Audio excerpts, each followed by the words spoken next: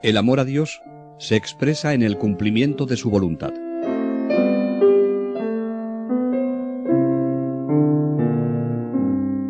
Cuando San Francisco de Sales habla del amor, no engaña a quienes quieren avanzar por ese camino.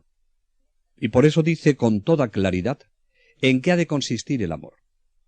En la voluntad de Dios aceptada, cumplida, amada por encima de todo y a pesar de todo.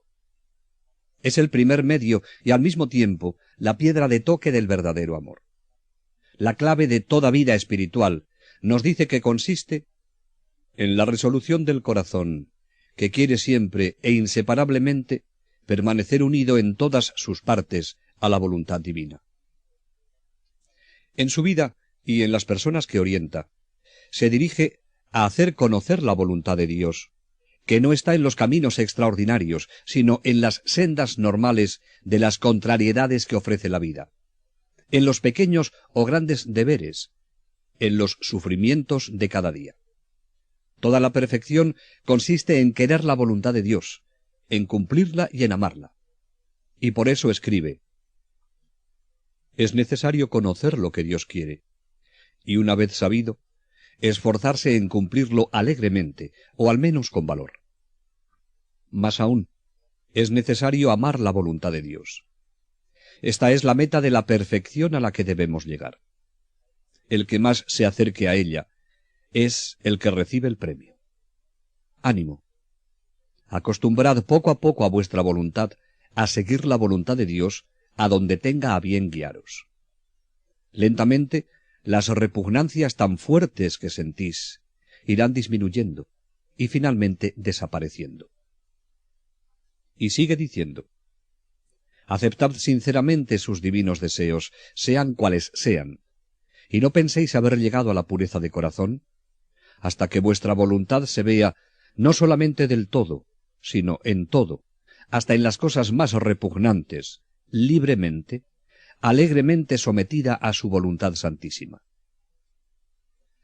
Para San Francisco de Sales, el acto de amor más excelente que puede hacer una persona cristiana, así como el grado más alto a que puede elevarse, es la unión perfecta de su voluntad con la de Dios. Esta unión consiste en no desear otra cosa en este mundo sino a Dios y su voluntad, y por tanto, en querer todo lo que Él quiere, estando siempre dispuesto a aceptar lo que nos envíe y a hacer todo lo que nos pida. Esta fue la vida del Santo Obispo de Ginebra, siempre unido a la voluntad de Dios, con un amor mezclado de santa confianza, siempre sumiso de antemano a los efectos de su providencia, y por eso hacía todo sin turbarse, ni apresurarse, ni inquietarse por el resultado, y sin alterarse cuando sobrevenía alguna contrariedad. Emplear el tiempo en una cosa o en otra, estar sano o enfermo, ser alabado o censurado, todo le era igual, porque en todo veía la voluntad de Dios. No miréis, decía, a la substancia de las cosas que hacéis, sino al honor que tienen, por miserables que sean, de ser queridas de Dios, de estar en el orden de su providencia y dispuestas por su sabiduría. La pureza de corazón consiste en estimar todas las cosas con el peso del santuario, que no es otro que la voluntad de Dios. Por tanto, no améis nada con demasiado ardor, ni aun las mismas virtudes, que a veces se llegan a perder si se traspasa los límites de la moderación. Hay que prestar mucha atención a su vida y a los consejos que da el santo a través de sus escritos, que siguen siendo actuales, para ver cómo podemos alcanzar ese conocimiento de la voluntad de Dios, quererla, cumplirla y amarla.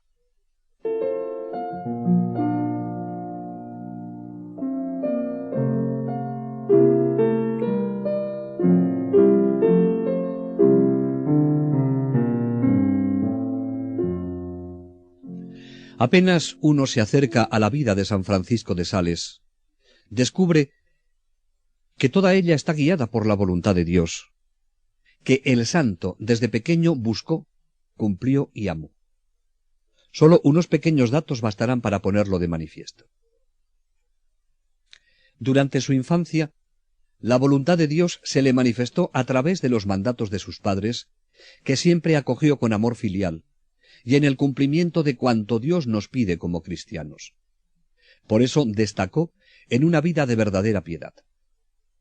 Ya joven estudiante, el contacto con las ciencias sagradas le ayudan a profundizar en los misterios de la fe.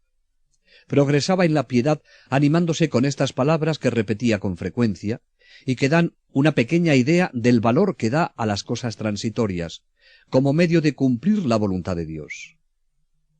¿Para qué fin estás en el mundo? Los días del hombre son contados y pasan como la sombra. Hagamos el bien mientras hay tiempo para ello, que se aproxima la noche, en la cual no se puede ya trabajar. Todas estas frases, sacadas de la Sagrada Escritura, le hacían tener una conciencia exacta de lo que es el tiempo, y que no hay que emplearlo para el crecimiento personal, sino para el cumplimiento de la voluntad de Dios y su gloria. Consciente de que Dios le regalaba cada día, lo recibía como venido de su mano, y aceptaba de igual modo lo agradable que lo que le contrariaba. Era consciente del valor que tiene el tiempo y lo importante que es vivirlo diario con sentido de eternidad, porque sabe que es ahí donde se nos manifiesta la voluntad de Dios. Mientras Francisco se ejercita en acoger con fidelidad a todo cuanto Dios le va mandando, se va preparando para responder a otras llamadas, a otras posibilidades de la vida, a las horas del sacrificio heroico, si Dios se lo ofrece, a la aceptación de la propia muerte, que es participación de la muerte de Cristo. Pronto, el Señor le ofreció la oportunidad de contrastar si eran verdaderos sus deseos de querer en todo la voluntad de Dios. En París padeció una enfermedad que los médicos que le examinaron juzgaron era de muerte. Su preceptor, el señor de Ache, como buen sacerdote, se preocupó en primer lugar de ofrecerle las ayudas que para estas ocasiones tiene la Iglesia. Se acercó a Francisco y le preguntó: «Dime, Francisco, si Dios te llamara en este momento, ¿no aceptarías su voluntad?». Conociendo el temple espiritual de Francisco, se sabía cuál iba a ser su respuesta. «Sí, ciertamente», respondió, «que la voluntad de Dios se cumpla tanto en la muerte como en la vida. Me someto a todo lo que quiera de mí.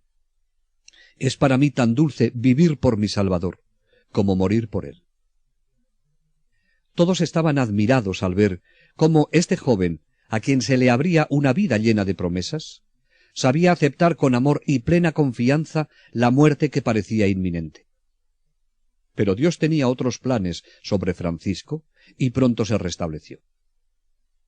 De regreso en su casa y terminados sus estudios, todo parecía sonreírle a Francisco.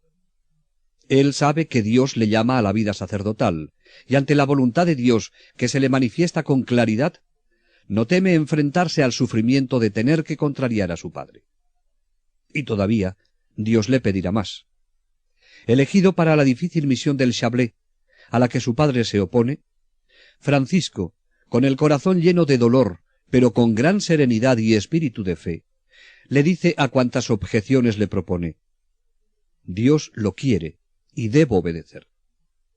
Yo espero que su bondad os dará la resignación y el valor de hacer el sacrificio». Cuando Francisco vuelve a Annecy, el obispo Granier siente que su salud, los años y las fuerzas no correspondían al fuego que le devoraba por la gloria de Dios y la salvación de las almas. Comprendió que tenía necesidad de un obispo coadjutor. Oró y consultó, y siempre su elección recaía sobre Francisco. Cuando le manifestó su deseo, se opuso abiertamente. No es que se opusiera a la voluntad de Dios. Con toda humildad, le expone al obispo: «Estoy pronto a obedecer sus órdenes para escribir y predicar, ir y venir, dedicarme a misiones. Pero en cuanto al obispado, no debo pensar en ello. No soy a propósito para mandar». Con todo, ante la insistencia del obispo, y después de pedir luz al Señor, le dice que puesto que él lo quiere, está dispuesto a obedecer. Esta es la actitud de los santos. Solo desean hacer la voluntad de Dios, que en este momento a Francisco se le manifiesta a través de su obispo. Un año que se propuso predicar la Cuaresma, se le presentó una fiebre cotidiana que le impidió realizar su tarea. Este contratiempo, lejos de arrancarle ni una sola palabra de disgusto o de queja, no le hizo perder ni un solo instante su serenidad. Sus palabras expresaban lo que sentía en su corazón. Si Dios no quiere que le sirva predicando, sino sufriendo, cúmplase su voluntad. En otra ocasión, le dijeron cómo los herejes querían expulsarle de su obispado. Con toda serenidad contestó: «Así estaré más libre para servir a Dios y a las almas».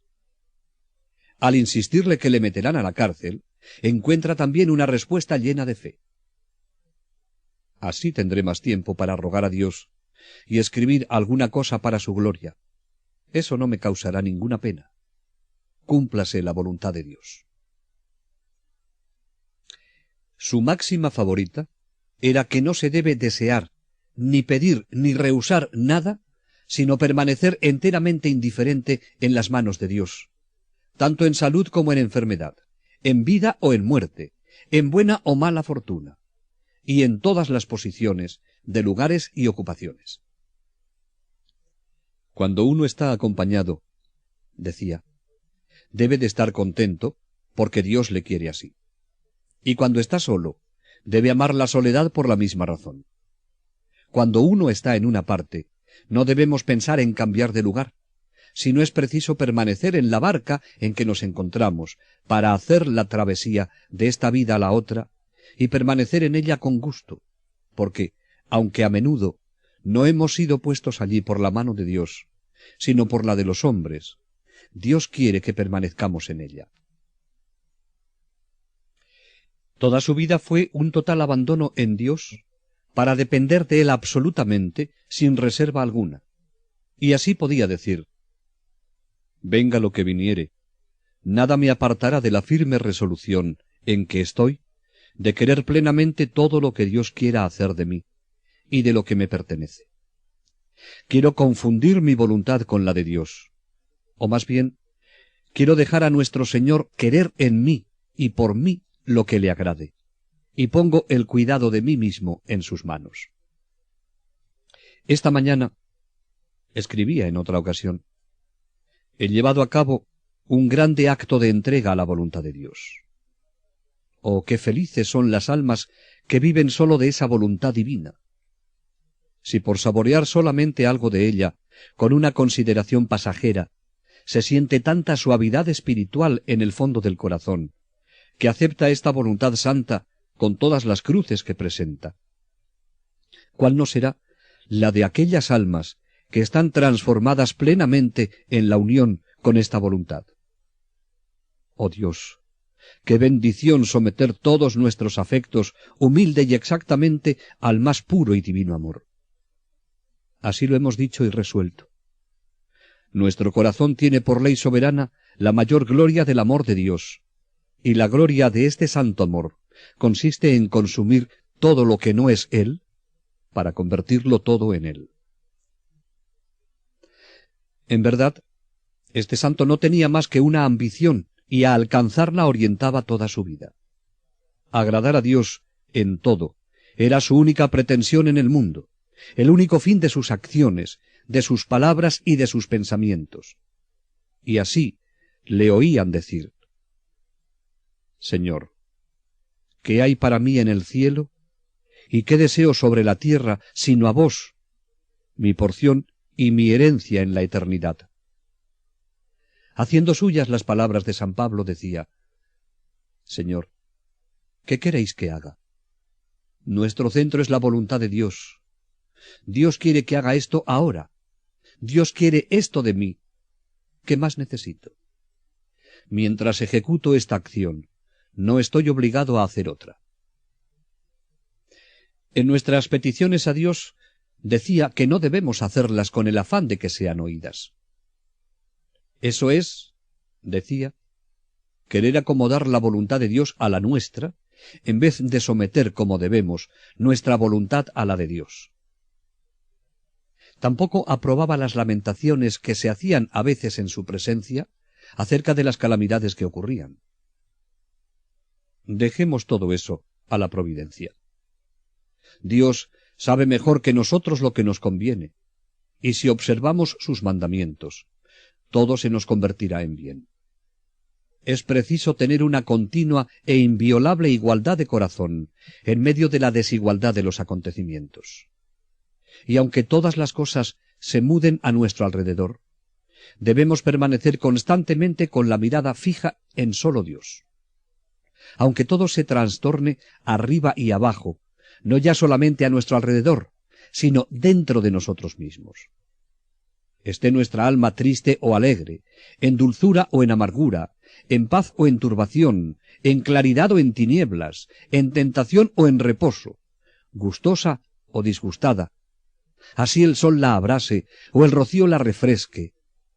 Siempre debe nuestra voluntad mirar al beneplácito de Dios, su único y soberano juez. En cualquier ocasión en que Dios nos coloque, todo nos debe ser igual. Tal es el blanco de la perfección que debemos proponernos. El que más se aproxime a él, ese se llevará el premio. Cuando él dice que todo nos debe ser igual, quiere decir que no debemos inclinarnos a una parte u otra, sino estar con gran docilidad, pendientes de lo que Dios quiere. Coherente con lo que vive, es lo que aconseja. Así dice: permaneced invariablemente fieles, en manteneros, por medio del entero abandono de vosotras mismas, en brazos de la voluntad de Dios. Y cada vez que encontréis vuestro espíritu fuera de esta gran mansión, traedle suavemente a ella, haciendo una simple entrega de vuestro corazón en el seno paternal de la divina bondad. Continuad allí, sin apartaros para mirar lo que hacéis, lo que haréis o lo que os sucederá.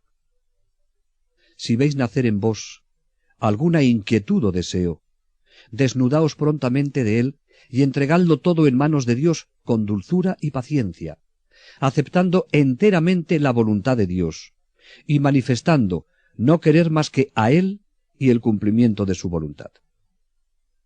Hace mucho tiempo que experimento una suavidad singular cuando oigo estas palabras: desnudo salí del seno de mi madre, y desnudo volveré a él. El Señor me lo ha dado, el Señor me lo ha quitado. Bendito sea su santo nombre. Considero al Salvador naciendo desnudo en el pesebre y muriendo desnudo en la cruz, para enseñarnos a no asirnos a nada en este mundo, a entregar toda nuestra alma, nuestras acciones y sucesos al beneplácito de su Padre, abandonándonos con un amor de perfecta confianza, a merced del amor eterno que la divina providencia tiene por nosotros. Mantened vuestras almas firmes en estos sentimientos, sin permitir que se entretengan en volver sobre vosotras mismas, para ver si están ellas satisfechas. Escuchad e imitad al Redentor, que canta el cántico de su amor sobre el árbol de la cruz. Padre mío, en tus manos encomiendo mi espíritu. Después de dicho esto, ¿qué otra cosa resta sino expirar y morir de muerte de amor, para no vivir ya a nosotros mismos, sino que Jesucristo viva en nosotros? Feliz el alma que así se da enteramente. En cualquier acontecimiento que ocurra, dirá con todo su corazón la aceptación del Señor. Sí, Padre mío, pues que así lo queréis, hágase en mí y de mí lo que agrade a vuestro corazón, por el cual deseo vivir y morir como a él le place, sin reserva ni excepción alguna. Viva Jesús, que ha muerto por nuestro corazón, y para siempre muera nuestro corazón en el amor de este dulce Salvador. Así vive y nos exhorta San Francisco de Sales a unir por la mañana nuestra voluntad con la de Dios, y a renovar frecuentemente, durante el día, esta unión con una mirada interior hacia Él, diciéndole desde el fondo del corazón: dulce, pacífica y suavemente: sí, Señor, lo quiero como vos lo queréis. En todo cuanto hacía, resplandecía este único deseo: cumplir la voluntad de Dios y ayudar a que otros la cumpliesen. Por eso, cuando asistía a algún moribundo, nada le recomendaba tanto como el abandono de su propia voluntad en la de Dios, y así le invitaba a decir: oh Dios, hágase vuestra voluntad y no la mía. Sea de mí, oh Padre celestial, lo que tengáis a bien que sea. Y daba esta razón de su proceder: que morir en el seno de la divina voluntad es dormirse, como San Juan en el seno de Jesucristo, y que Dios no puede dejar que se pierda un alma que muere en la unión de su voluntad con la divina.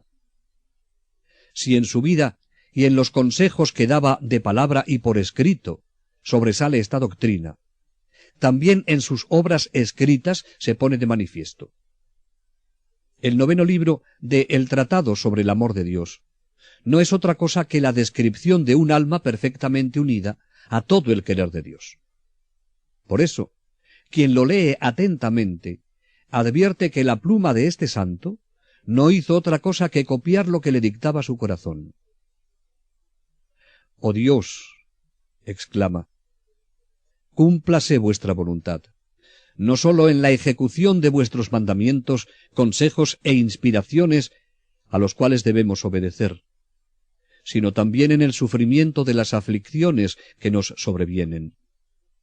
Haga vuestra voluntad por nosotros, para nosotros, en nosotros y de nosotros, todo lo que le agrade». El corazón verdaderamente amante ama el beneplácito divino, no sólo en los consuelos, sino también en las aflicciones, y le ama aún más en las cruces, en las penas y en los trabajos, porque la virtud principal del amor es hacer que el amante sufra por el objeto amado. ¿Y quién no sobrellevará amorosamente las adversidades, sabiendo que éstas proceden de la misma mano del Señor, tan amable cuando distribuye aflicciones como cuando da consuelo? Esta conformidad tan perfecta con la voluntad de Dios hacía que las mayores aflicciones encontrasen a San Francisco casi inalterable. Las cruces mismas le eran muy amables. Las cosas amargas le parecían muy dulces, pues recibía las contradicciones no sólo sin abatimiento, sino con gozo y contento. Por eso pudo escribir: «Oh, qué cosa tan buena es no vivir más que en Dios. Por eso experimento en mi pena una dulzura 100 veces más suave que de ordinario». Su abandono en Dios se elevó a tan alto grado de perfección que se sentía dispuesto a sufrir con entera tranquilidad los suplicios y la misma muerte, si Dios permitía que fuera injustamente condenado. Y en esto, la única pena que sentía era por el escándalo que resultaría si le creyeran culpable. Pero esto no debe llevarnos a error. Él no amaba el sufrimiento por sí mismo, sino como querido por Dios en cuanto que era su voluntad que lo padeciese, y por imitar a Jesucristo, que tanto sufrió por nosotros. Y tampoco hay que creer que esta conformidad con la voluntad de Dios llegara hasta el punto de hacerle insensible. Su tierno corazón sentía vivamente las penas, pero se sometía a ellas. Al escribir a una persona afligida con la muerte de uno de su familia, descubre lo que pasa en su corazón. Yo también lloro en semejantes ocasiones, pero, alabado sea Dios, lo hago con tranquilidad y con un sentimiento de amorosa aceptación a la providencia de Dios, porque desde que nuestro Señor ha amado la muerte y la ha dado como objeto a nuestro amor, no puedo querer mal a la muerte porque me arrebata a mis hermanos o a alguna otra persona, con tal que mueran en el amor de la muerte sagrada del Salvador. Así vive, y esto enseña incluso hoy San Francisco de Sales.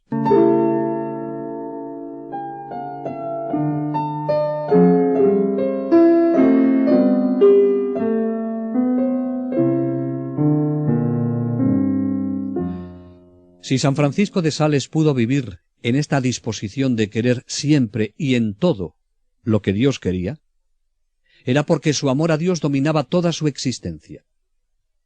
Cuando uno se siente amado por Dios, cae en la cuenta de que su vida está en sus manos y que desde toda la eternidad tiene un proyecto sobre él.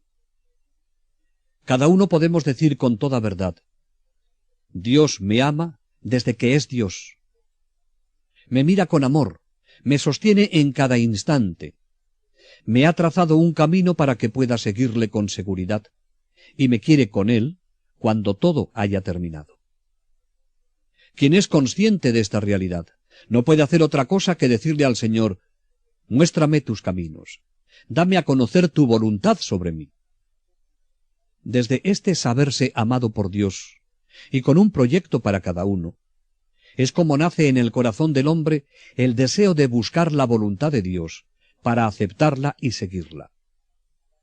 Quien mira a Dios como Padre, y como un Padre lleno de amor, no puede menos de sentir un deseo grande de agradarle, de estar donde Él quiere que esté, de recorrer el camino preparado por Él, de transformar su vida en un sí entregado a sus deseos, con la seguridad de que eso es lo mejor. El cristiano intuye que su vida es un camino que le conduce al Padre, camino que tiene que recorrer si quiere llegar al encuentro con Él. Antes que los gustos personales, está el deseo de Dios, y sólo adhiriéndose a Él se alcanza la plenitud. No hay que temer que las cualidades del hombre queden anuladas por el plan de Dios, no. Sencillamente quedan situadas en el camino que lleva más allá del tiempo, para que pueda construir no sólo una morada pasajera, sino una morada preparada por el amor infinito del Padre. En la vida pueden presentarse momentos difíciles, como se le presentaron a San Francisco de Sales y a tantos santos. Y en esos momentos tenemos que aceptar que los caminos de Dios no son nuestros caminos. Si miramos las cosas con visión de eternidad, con los ojos de Dios, nos daremos cuenta de la ceguera del hombre que se cree autosuficiente en todo, y la cortedad de su visión le lleva a cerrar los horizontes que Dios tiene sobre él. Con razón podía exclamar San Agustín: dos amores mueven el mundo, el amor de sí mismo hasta el desprecio de Dios, y el amor de Dios hasta el desprecio de sí. Quien se da cuenta de la gracia que supone el ser amado por Dios, no puede por menos de seguir el camino del amor que se concreta en el cumplimiento de su voluntad. Buscar la voluntad de Dios y cumplirla debe ser lo único que cuenta en la vida. Cualquier otra preocupación ha de quedar relativizada. Todo ha de subordinarse al cumplimiento de la voluntad de Dios. Si aquel que me ama tanto quiere algo de mí, ¿cómo podré negarme? El que ama a Dios, el que está apasionado por Él, le pide cada día que se realice su voluntad en la tierra como se realiza en el cielo. Oramos para tener como meta suprema de cada instante de la jornada hacer esa voluntad para poder amarle en espíritu y en verdad, y para que nos conceda ese mismo don como gracia. El que así ora, aun en medio de las fugaces realidades que le rodean, y viviendo en la transitoriedad del tiempo, aspira únicamente a Dios, a solo Dios. Esta vivencia de poner a Dios en el centro del corazón y de la vida es una de las aspiraciones que alegran y gratifican, pero ante la prueba se corre el riesgo de claudicar. Otras veces puede resultar terrible para quien acepta todas sus implicaciones, pero todo lo supera con paz interior el que de veras busca y ama a Dios con todo su corazón, con todas sus fuerzas. Vivimos buscando solo a Dios y su voluntad. En la práctica, cuando ante cualquier carencia nos decimos a nosotros mismos que a pesar de todo tenemos a Dios. Y esto es lo que cuenta. Empezamos a experimentarlo cuando voluntariamente nos privamos de algo para realizar su voluntad. y así comprobamos hasta qué punto es verdad que Dios nos basta y que le amamos por encima de todo. Le queremos de veras cuando, antes de emprender algo, nos preguntamos, no qué es lo que más nos gusta, qué es lo más grande, lo más gratificante, sino qué es lo más conforme con lo que Dios quiere. ¿Será verdad en mi vida, como en la de San Francisco, que sólo Dios me basta, cuando convierta en realidad que lo que deseo es la realización de sus planes, y será la mejor manifestación del amor que le tengo? Penetrar en los caminos de la docilidad a la voluntad de Dios exige confiarse a Él. Si confío plenamente en Dios, no me preocupa mi futuro, ni mis planes, carrera, posición o realización personal. Entregarme plenamente a Dios y su voluntad significa no pensar en mí mismo, y no actuar pensando en mi imagen ante los demás, sino que todo lo hago ante Dios y por agradarle. Cuando uno acepta la propia vida, día tras día, como viene de la mano del Señor, le permite vivir en paz. El camino de buscar la voluntad de Dios y de querer agradarle en todo, lleva a un abandono confiado.